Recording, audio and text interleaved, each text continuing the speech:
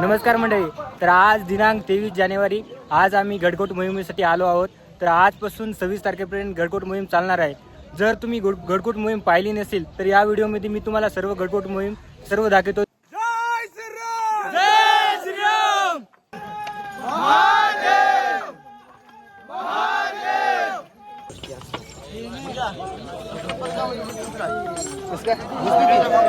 हे आहेत आमच्या सर्व नांदेडची मंडळी.